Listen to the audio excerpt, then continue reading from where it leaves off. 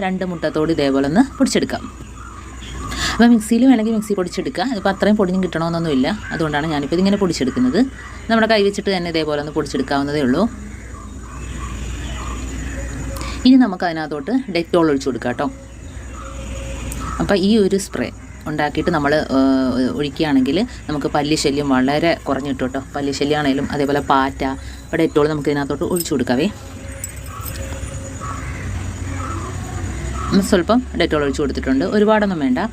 ഇനി നമുക്ക് തിളച്ച വെള്ളമാണ് അതിനകത്തോട്ട് ഒഴിച്ചു കൊടുക്കേണ്ടത് കണ്ടോ.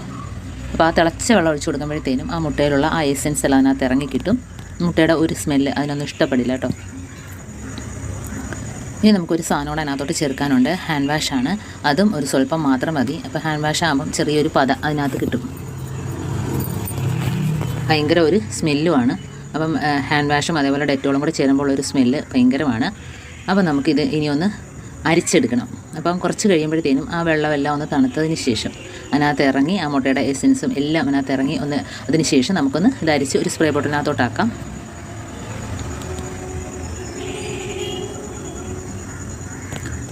അപ്പോൾ ഇത് നമുക്ക് പല്ലിയുള്ള സ്ഥലത്തും അതേപോലെ പാറ്റ, ഉറുമ്പ്, ഈച്ച അങ്ങനെയുള്ള ഏത് ഭാഗത്ത് വേണമെങ്കിലും നമുക്കതൊന്ന് സ്പ്രേ ചെയ്ത് കൊടുക്കാം. നമ്മൾ കടയിൽ നിന്നൊക്കെ മേടിച്ചിട്ട് വെറുതെ കെമിക്കലും കാര്യങ്ങളൊക്കെ അടിക്കുമ്പോഴത്തേനും നമ്മുടെ വീട്ടിലുള്ളവർക്കെല്ലാം അത് പ്രശ്നമാകും. കുട്ടികളുണ്ടെങ്കിൽ പ്രത്യേകിച്ച് ഇതാകുമ്പോൾ നമുക്ക് ഏത് സമയത്തും ധൈര്യമായിട്ട് ഒഴിച്ചു കൊടുക്കാനായിട്ട് പറ്റും.